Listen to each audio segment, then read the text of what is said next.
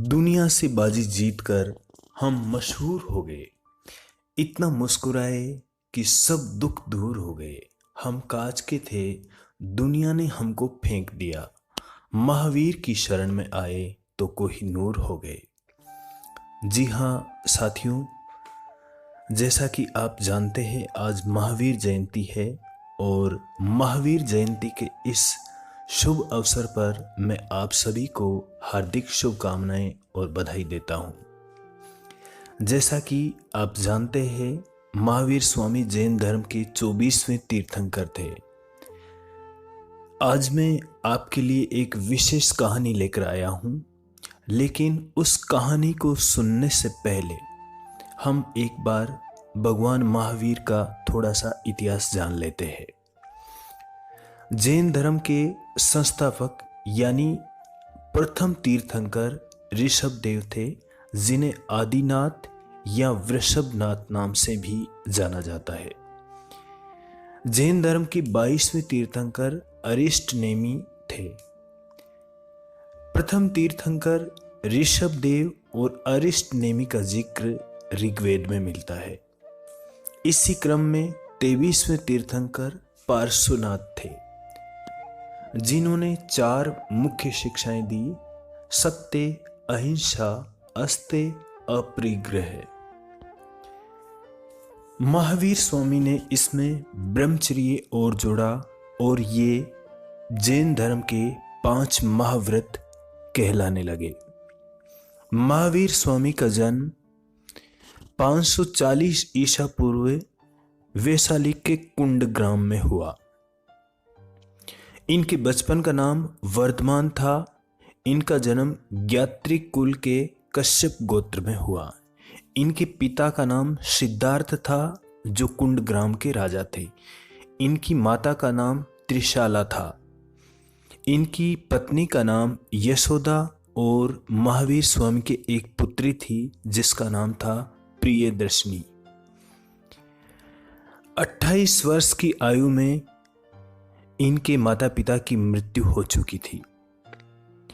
अपने बड़े भाई नंदीवर्धन से इजाजत लेकर 30 वर्ष की आयु में इन्होंने गृह त्याग किया और कैवल्य की खोज में निकल पड़े। इनके एक बहन भी थी जिसका नाम था सुदर्शना। महावीर स्वामी को जाम्बिक नामक ग्राम में शाल वृक्ष के नीचे ऋजुपालिका नदी के किनारे 12 वर्ष की कठोर तपस्या के पश्चात कैवल्य की प्राप्ति हुई। यानी इनको 42 वर्ष की आयु में ज्ञान प्राप्त हुआ। जैसा कि आप जानते हैं जैन धर्म में तीर्थंकरों को जिन कहा जाता है। जिन का अर्थ होता है विजेता, यानी इंद्रियों पर विजय प्राप्त करने वाले। इसी प्रकार ज्ञान प्राप्ति के पश्चात वर्धमान को महावीर नाम से जाना जाने लगा। महावीर का एक अर्थ साधना के प्रति समर्पण भी होता है। इन्होंने राजगृह नामक स्थान पर प्रथम उपदेश दिया और इनके प्रथम शिष्य इन्हीं के दामाद जामिल थे। मुक्ति के लिए महावीर स्वामी ने त्रिरत्न मार्ग बताए। ये त्रिरत्न है सम्यक दर्शन, सम्यक ज्ञान, सम्यक आचरण। इन्होंने 5 महाव्रतों में अहिंसा को सर्वाधिक महत्व दिया। 468 ईसा पूर्व में पावापुरी नामक स्थान पर कार्तिक अमावस्या के दिन महावीर स्वामी निर्वाण को प्राप्त हुए। जैन धर्म का जिक्र अनेक ग्रंथों और जैन पोथियों में मिलता है। साथ ही जैन धर्म का जिक्र कला में और संस्कृति में भी है, जिसके कई नामी उदाहरण मथुरा शैली की मूर्तियों में मिलते हैं। खजुराहो के मंदिर, इसी क्रम में माउंट आबू के देलवाड़ा का मंदिर, श्रवण बेलगोला में बाहुबली की विशाल प्रतिमा आदि है। जैन धर्म के जो साहित्य है अर्ध मगधी भाषा में लिखे गए हैं।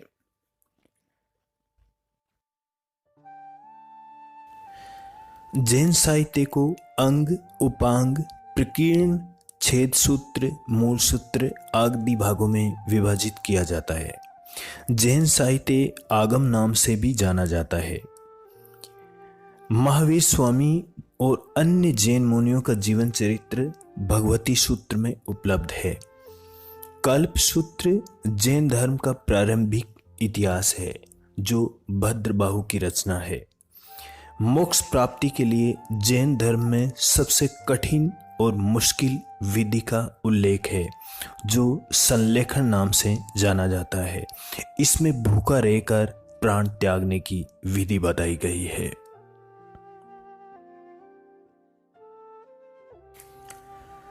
जैसा कि पूर्व में हमने जिक्र किया था, भगवान महावीर का जीवन त्याग, कठोर तपस्या, व्रत और ध्यान का अद्भुत संगम है। आज मैं आपको भगवान महावीर के जीवन से जुड़ा एक प्रसंग सुनाता हूँ। भगवान महावीर की साधना का 12वां वर्ष चल रहा था।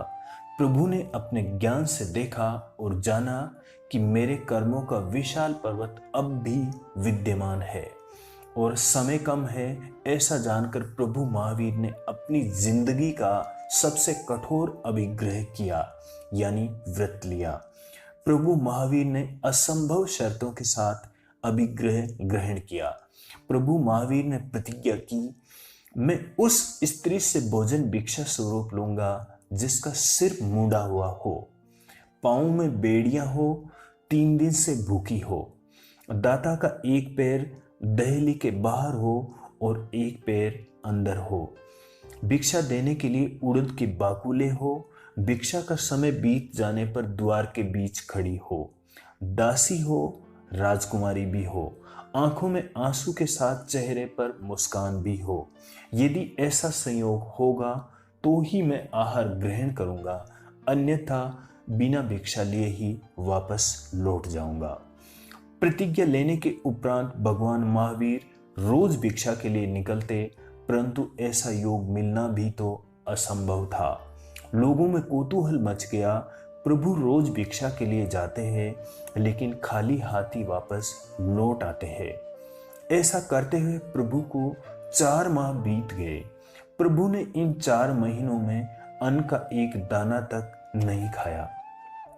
लोगों को प्रभु के अभिग्रह का रहस्य पता लगता तो लगता भी कैसे। महासाध्वी वसुमती चंपा नरेश दधिवान की पुत्री थी। एक बार की बात है, कौशांबी नरेश ने चंपा पर आक्रमण कर दिया। काकमुक नामक एक सैनिक ने राज्य नगर को लूटा और महारानी धारणी और वसुमती को बंदी बना लिया। मार्ग में सैनिक कुदृष्टि से महारानी की तरफ देखता है। महारानी अपने सतीत्व की रक्षा के लिए, अपने शरीर को बचाने के लिए सैनिक के बुरे भावों को जानकर आत्महत्या कर लेती है। महारानी के आत्महत्या करने के पश्चात राजकुमारी वसुमती भी ऐसा करने की धमकी देती है। राजकुमारी के मनोभावों को देखकर सैनिक का हृदय पिघल जाता है। सैनिक राजकुमारी वसुमती को अपने घर ले जाता है, परंतु उसकी पत्नी के मना करने पर उससे चौराहे पर बोली लगाकर बेच देता है और धन प्राप्त कर अपनी पत्नी को प्रसन्न कर देता है। नीलामी में सबसे अधिक बोली कौशांबी की गणिका लगाती है, परंतु राजकुमारी उसके साथ जाने से मना कर देती है। राजकुमारी की सुकुमारिता और सद्गुणों से प्रभावित होकर एक श्रवक उपासक एक धनी व्यापारी द्वारा गणिका को अधिक धन देकर वसुमती को अपने साथ ले जाता है। धनवा एक धर्मनिष्ठ व्यक्ति था। धनवा की पत्नी मूला एक शंकालु स्त्री थी। जैसे ही उसने ऐसी दिव्य कन्या को अपने घर की दहलीज लांघते देखा, अपने शंकालु स्वभाव के कारण गलत समझ बैठी। धनवा की पत्नी मूला शंकालु स्त्री थी। धनवा और वसुमती में पिता पुत्री जैसा संबंध था। एक दिन सेठ अपने कारोबार के लिए नगर से बाहर चला गया। इस अवसर का लाभ उठाकर उसकी पत्नी मूला ने अपने सभी नौकरों को छुट्टी दे दी और अवसर पाकर वह और वसुमती अकेले हो गए। उसने अपनी ईर्ष्या के कारण वसुमती के सुंदर वस्त्र उतरवाकर पुराने वस्त्र डलवा दिए, उसके सुंदर केसों को कटवा दिया, उसे एक अंधेरे कमरे में बिठाकर बेड़ियों से बांध दिया। सेठ की पत्नी उसे अंधेरे कमरे में बिठाकर खुद नगर से बाहर चली गई। वसुमती 3 दिन से भूखी प्यासी थी। सेठ जब अपना कारोबार का कार्य पूरा कर वापस घर आया तो उसने वसुमती को पुकारा। घर के अन्य नौकर चाकर और अपनी पत्नी को भी पुकारा, परंतु किसी की भी आवाज नहीं आई। आश्चर्य, उसे घर के अंदर से अंधेरे कमरे में से हल्की आवाज आई। उसने दरवाजा खोला तो उसने वसुमती चंदनबाला को वहां पाया। उसने वसुमती की भूखी प्यासी अवस्था को देखकर भोजन के लिए इधर उधर देखा। कोई व्यवस्था न देखकर उसने उड़द के बाकुले वसुमती को आहार के लिए दिए और बेड़ियां कटवाने के लिए लोहार को लाने बाजार चला गया। भगवान महावीर को निराहार रहे 5 महीने और 25 दिन बीत गए थे। आज 26वां दिन था। प्रभु के 6 महीने की प्रतिज्ञा में सिर्फ 5 दिन ही बाकी थे। प्रभु महावीर उस घर की तरफ बढ़े जिस घर में वसुमती कैद थी। भगवान महावीर को अपनी तरफ आता देखकर वसुमती के चेहरे पर मुस्कान दौड़ गई। उत्साह भरे स्वरों में उसने प्रभु महावीर को भिक्षा के लिए पुकारा। हथकड़ी पहने हाथों से उसने भिक्षा को अर्पण करना चाहा। उसका एक पांव दहली के अंदर, एक पांव दहली के बाहर था। प्रभु महावीर के अभिग्रह की सभी शर्तें पूरी हो गई, परंतु चंदनबाला की आंखों में आंसू नहीं थे। प्रभु अपना अभिग्रह अधूरा मानकर मुड़ गए। प्रभु को मुड़ता हुआ देखकर चंदनबाला भावविह्वल हो गई और अपने दुर्भाग्य पर तरस खाकर रो पड़ी। प्रभु मेरे द्वार आए और खाली ही लौट गए। चंदनबाला की आंखों में आंसू आ गए।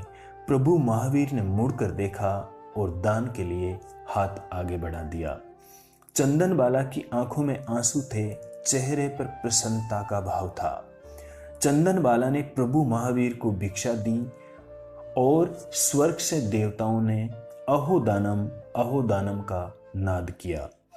चंदनबाला की भिक्षा से प्रभु महावीर का 6 माह का अभिग्रह पूरा हो गया।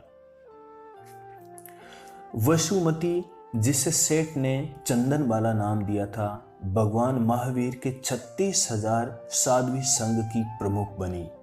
भगवान महावीर का ये कदम दासता से मुक्ति की ओर पहला कदम था। भगवान महावीर ने उस समय स्त्री को धार्मिक अधिकार प्रदान किए और सबसे प्रथम साक्ष्य इतिहास में यही था। चंदनबाला भगवान महावीर की प्रथम शिष्या बनी। वह जैन धर्म की प्रथम साध्वी थी। भगवान महावीर की तपस्या के प्रभाव से दास वर्ग को भी जीने का अधिकार मिल गया। चंदनबाला धर्म पर आरूढ़ होकर कठिन तपस्या करने लगी और सिद्ध बुद्ध होकर निर्वाण को प्राप्त हो गई।